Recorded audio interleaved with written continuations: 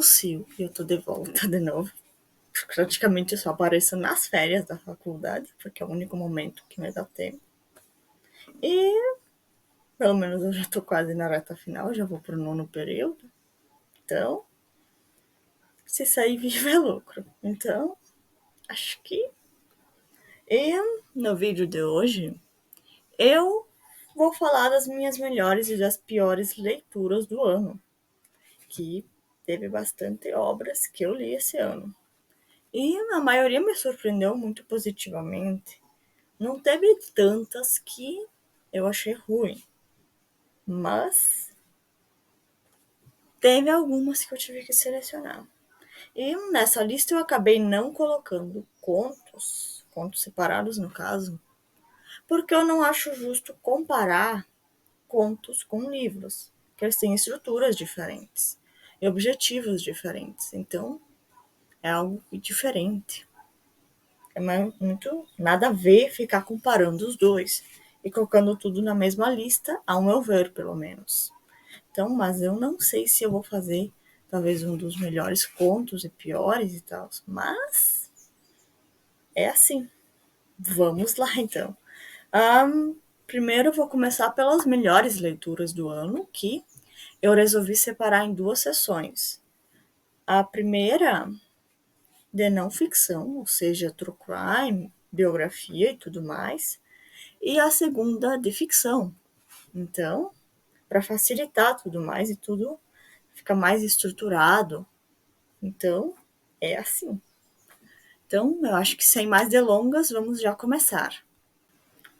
Então, eu vou começar pela seção de não ficção. Obviamente, já começando pelos livros de true crime. Que é o primeiro da lista, já vou dando um aviso para todos, no caso. Os livros de true crime, eles são mais 18 e não são recomendados para pessoas sensíveis. São obras muito pesadas, então é bom avisar porque tem algumas pessoas que, meu Deus. Mas não é a primeira obra sobre o Charles Manson que eu leio. Eu já tinha lido Helter Skelter há alguns anos. Eu li em inglês porque ele não foi traduzido para português e é um livro da década de 70. Então eu acho difícil ele ser traduzido para português algum dia. Não nessa vida, pelo menos. Então, é foda. E é um dos livros que eu mais demorei para ler esse ano. Então, eu comecei nas férias de julho e terminei lá pelo final de outubro, começo de novembro.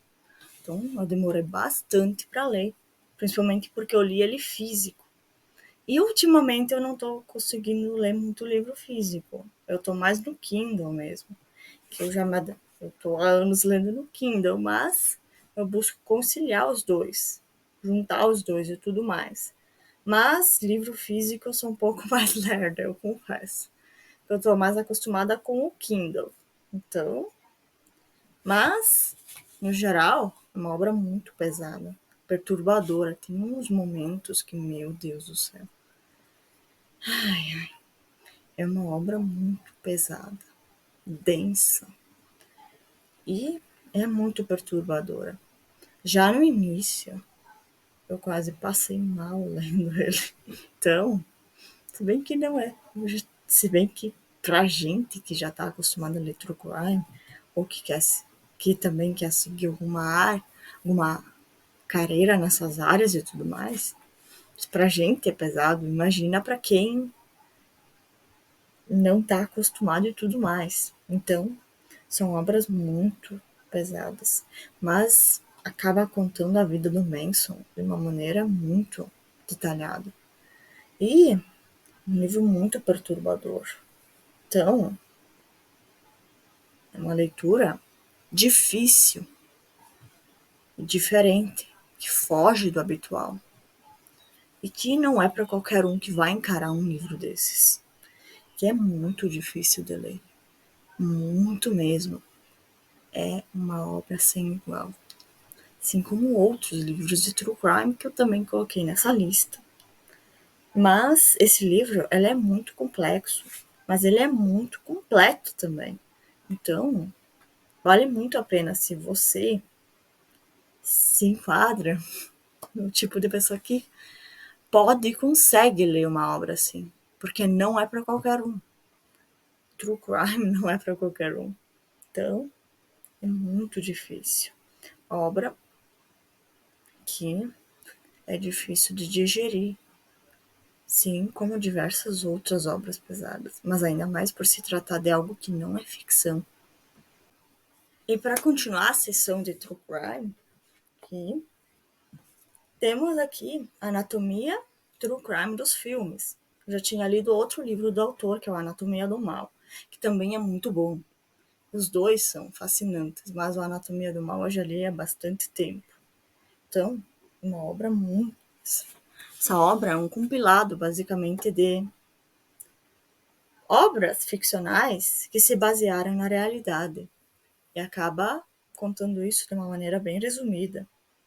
Assim como é tipo Lady Killers. Então, é uma obra muito fluida e natural. E é fascinante. Assim como obras que abordam todos esses assuntos. Pra mim, pelo menos. Porque, mano, é sem igual. E também tem aquela vibe mais resumo mesmo.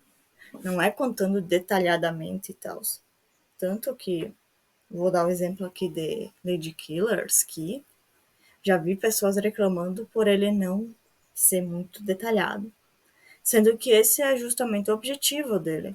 Porque se fosse para escrever sobre cada uma das serial killers, ia ser um trambolho de quase 2.000 páginas, no mínimo. Então, é muito foda. E esses livros têm justamente esse objetivo de serem mais curtinhos, sucintos e tudo mais. Mas isso não deixa a importância dele ser a importância de lembrar dele ser um livro mais 18, porque ele obviamente aborda muitas temáticas muito pesadas e que não é qualquer um que vai aguentar. Então, se pra gente que está acostumado, que é mais ou menos essa área, quer seguir essa área, é difícil, imagina para quem não é. Então, é uma obra muito difícil, mas é uma obra muito boa. Então, é sem igual mesmo. Acredito que para essa lista não poderia faltar Mind Hunter. Tanto que eu tô colocando o 2 aqui. Porque o 1 eu li no ano passado, então provavelmente o 1 entraria aqui também. Então, mas Mind Hunter tem diversos livros. Não só pela Dark Side, que é essa edição que eu coloquei aqui.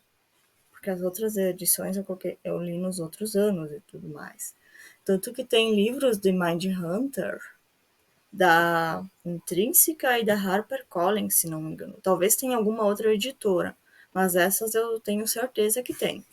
E cada livro é diferente. Não é o mesmo livro em diversas versões. Cada um vai ter a sua particularidade e tudo mais. E é uma obra muito rica, detalhada, cheia de detalhes e tudo mais. Se bem que detalhada é cheia de detalhes, mas é uma obra muito informativa. E uma diferença dele para outros livros é que ele tem entrevistas com diversos serial killers e tudo mais. Diversos assim não, alguns na verdade. Mas, e ele vai sendo feito de modo intercalado, com explicação, explicando sobre comportamento, dando pareceres e tudo mais. É uma obra muito fluida, natural e uma obra muito densa, que é uma obra, mas é uma obra fascinante, uma obra muito interessante. Eu acho que não teria como fechar com chave de ouro essa sessão de True Crime, dos melhores do ano, no caso, com esse livro, que eu sou apaixonada por um Mind Hunter, tanto a série quanto os livros, então. E é muito mais para estudo e tudo mais. Então, eu tenho um pouquinho de noção, pelo menos. Porque eu sei, existem limites. E tem algumas pessoas que, infelizmente, não têm. Aí fica romantizando serial killers e tudo mais, que é algo deplorável e nojento. E para encerrar essa lista de melhores do ano, na seção de não ficção, eu trouxe aqui um livro que eu estava há muito tempo querendo ler, mas que eu literalmente não me sentia preparada para ler. Na verdade, até depois de já ter lido ele, eu não me sinto preparada para ler. Literalmente, que é uma obra muito pesada. E eu tô falando da autobiografia da Janet McCurdy, que eu acho que é uma obra muito pesada, principalmente pelo que ela passou. Principalmente pra gente que acompanhou a Kylie e tudo mais, porque fez parte do início da minha adolescência. Que eu adorava a Kylie e tudo mais, eu assistia com a minha irmã. Então, uma obra sem igual. Uma obra difícil de se digerir. E ver como é que o ser humano pode ser podre, deplorável e tudo mais. Uma obra muito difícil de ler, de se digerir. É uma obra que tu tem que literalmente estar preparado para ler. E eu tive que me preparar bastante. E mesmo assim não me senti preparada. Então é uma obra muito pesada. Uma obra que não é para qualquer um.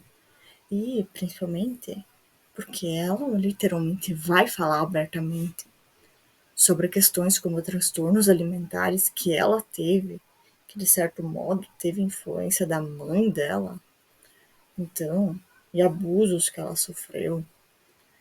Então, também aquele ambiente tóxico. Então é uma história muito difícil de se digerir. É uma história que a gente se assusta e que, infelizmente, é algo que é baseado na realidade e que tem que ter muita coragem para escrever sobre. Eu li ele em inglês, então acabei demorando um pouquinho mais. Mas é uma obra muito cruel, muito mesmo, muito difícil. E é, dá uma dor aqui, sabe? É uma obra muito difícil, mas acabou entrando aqui na lista. Acho, acho que da lista de melhores do ano, na versão de não ficção, acho que seriam esses aqui. Então, eu já vou indo agora para falar dos livros de ficção, dos melhores do ano para mim, no caso. Então, acho que vamos indo lá. Acho que para começar a sessão de não de ficção, nada melhor do que colocar Dan Brown aqui. Inclusive tem 3 livros dele nessa lista. E teria mais se eu tivesse lido outro esse ano e não tivesse lido ano passado. Então, sou apaixonada pelo Dan Brown. Ele tem uma escrita fascinante.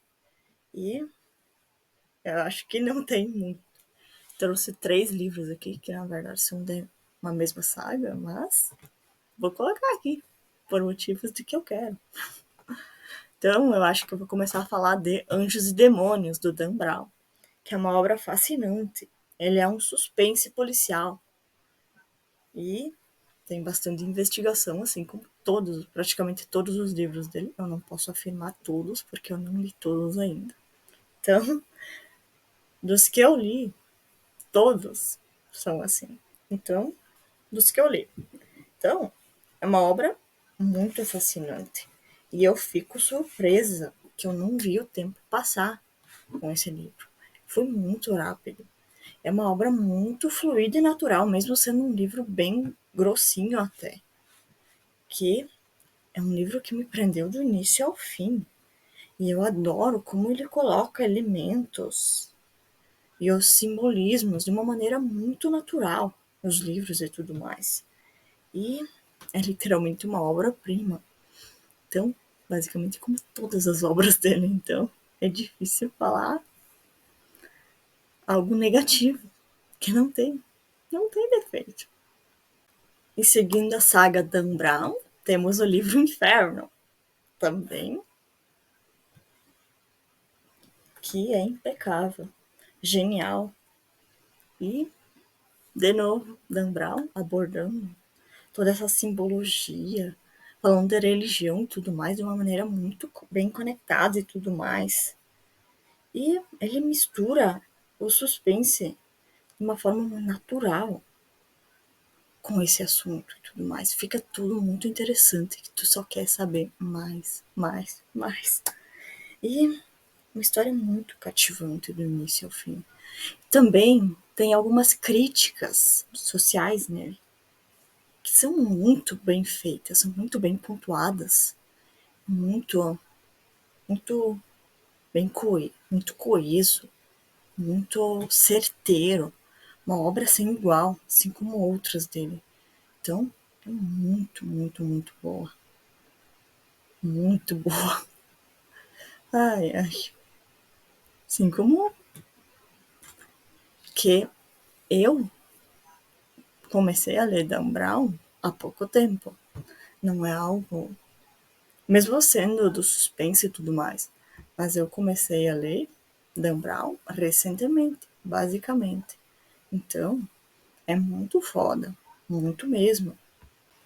E para encerrar essa saga de Dan Brown, eu vou falar também de O Símbolo Perdido, que também é outro livro fascinante, que, assim como os outros, ele é muito fluido, muito mesmo.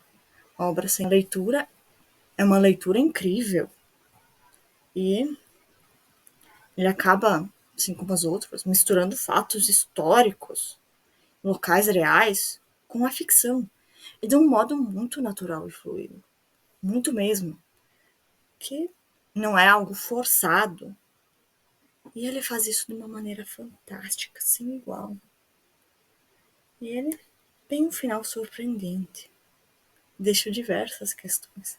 E que te faz querer mais e mais. É uma leitura incrível. Sim, Dan Brown é incrível, na verdade. Então, uma história muito fluida, natural. Uma obra que entrega tudo.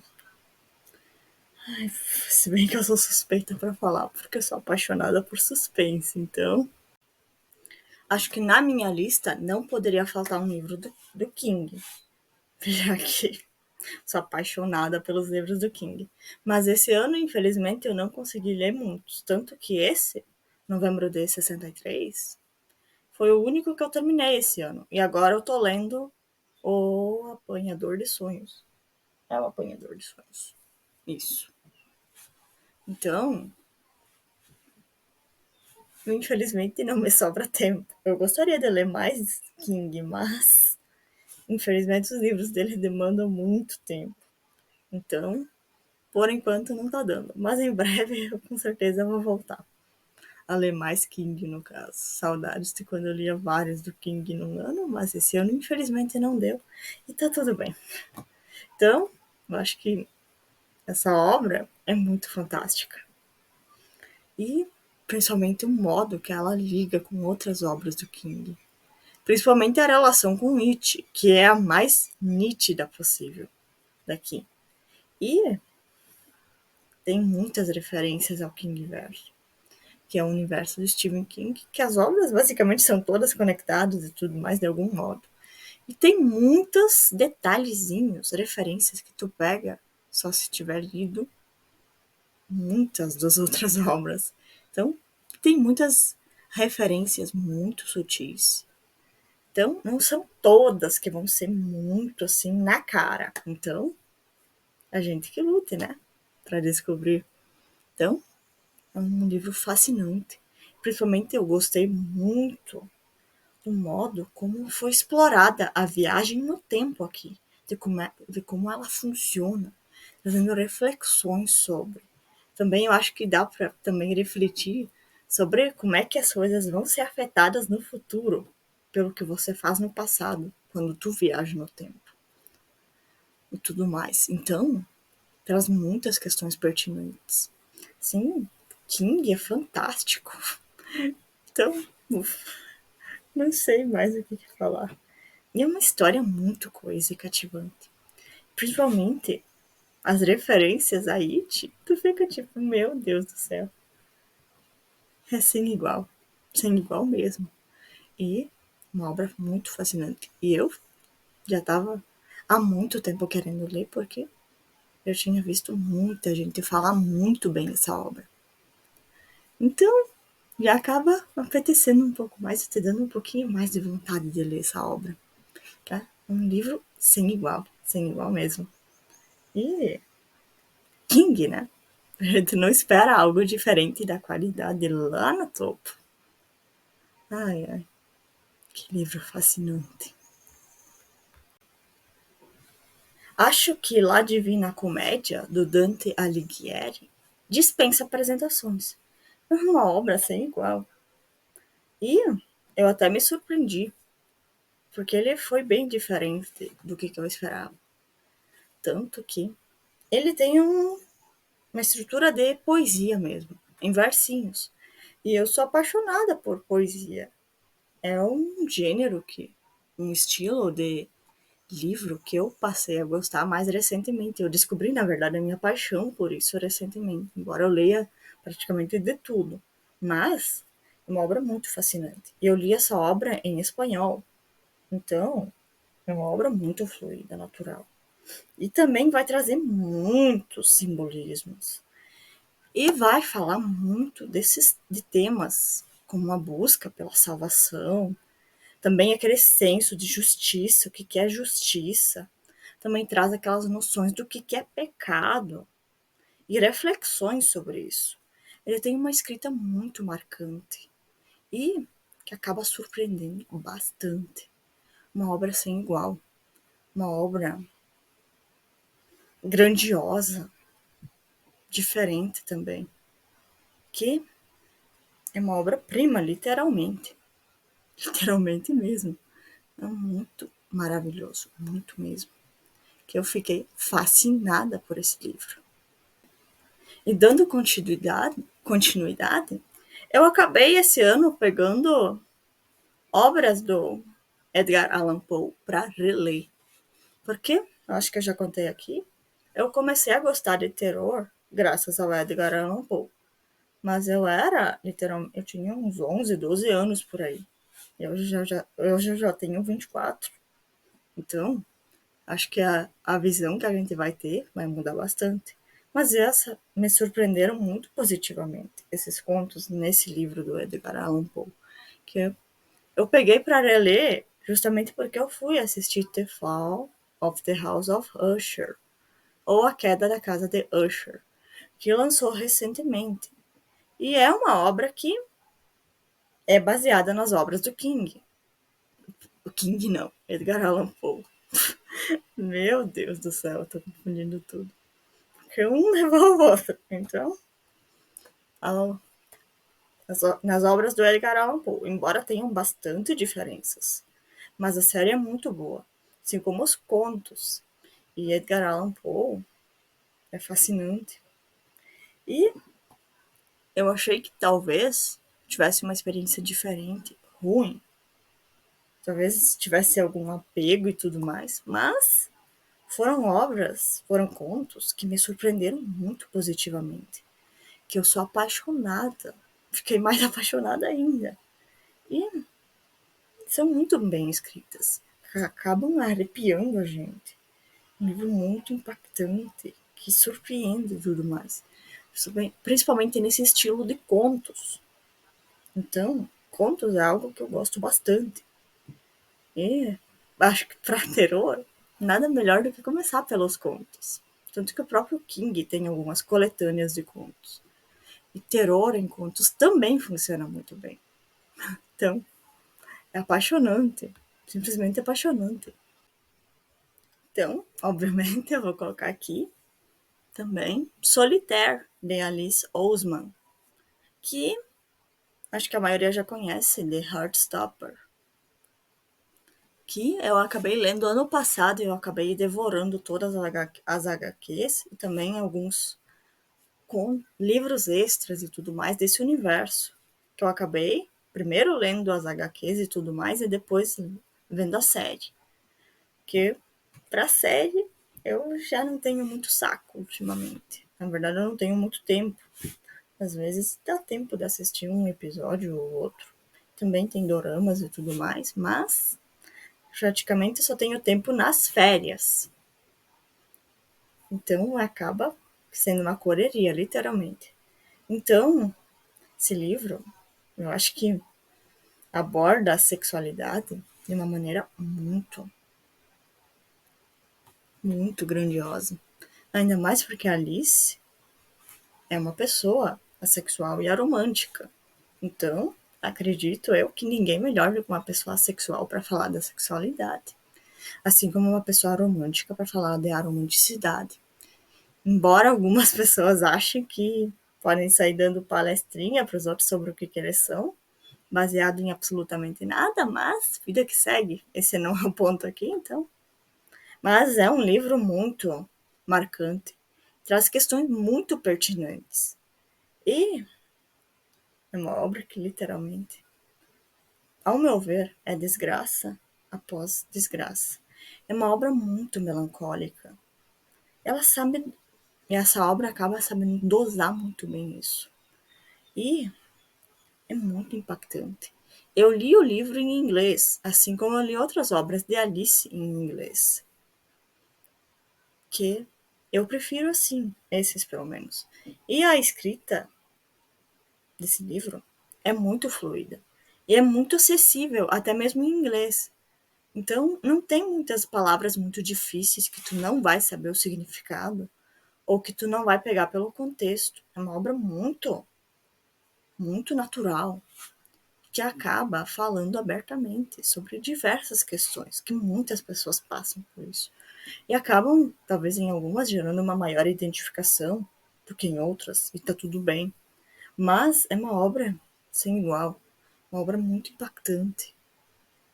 Então, é muito doloroso também. Acredito eu que, para finalizar, nas melhores leituras do ano, nada melhor do que finalizar com um livro nacional. Principalmente esse, que eu li em praticamente menos de 24 horas. E é um trambolho de quase 500 páginas que eu devorei. E eu não consegui mais largar até que ele terminasse. Que eu até me surpreendi. Porque, mano, é um livro muito bom. Eu fiquei fascinada.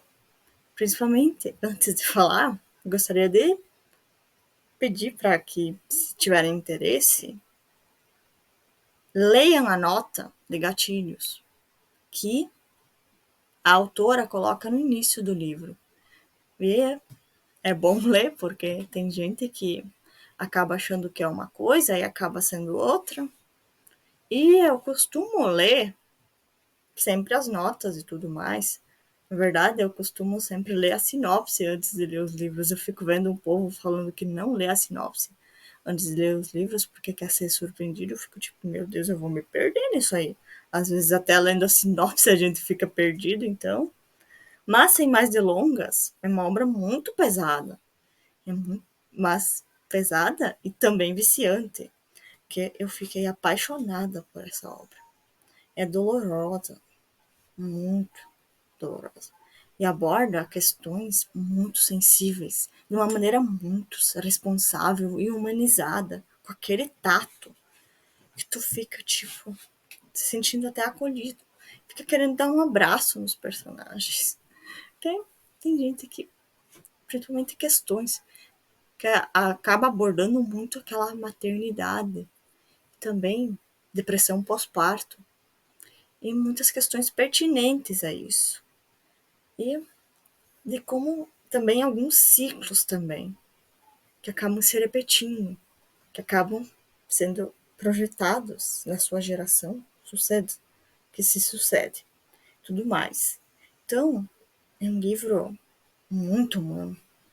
Também tem uns personagens muito humanizados, que mostram que eles eram sim, mas porque eles são humanos, e que tá tudo bem errar, e que errar faz parte da vida. E é uma história muito bem conectada e escrita. Ela não deixa muitas lacunas. E, como eu digo, o único defeito desse livro é que ele acaba. Que ele é muito perfeito. É muito bom. Mesmo tendo um monte de gatilhos. Que eu quase chorei com esse livro. Se bem que eu sou muito sensível com isso. Então, que depressão. Ai, ai, que depressão. Então, acho que isso seria dos melhores livros do ano. Então, infelizmente, agora a gente vai para os piores, que não são muitos. Ou eu que tenho senso crítico negativo, talvez, mas eu não li tantos livros ruins. Então, acho que vamos lá. Começando a lista de piores leituras do ano, eu acho que aqui tem um dos livros que eu tinha muita expectativa e que tinha muito potencial, mas jogaram tudo no lixo. Porque, mano, é uma obra indigesta, que não faz sentido. Então, eu tô falando de Um Mar de Segredos.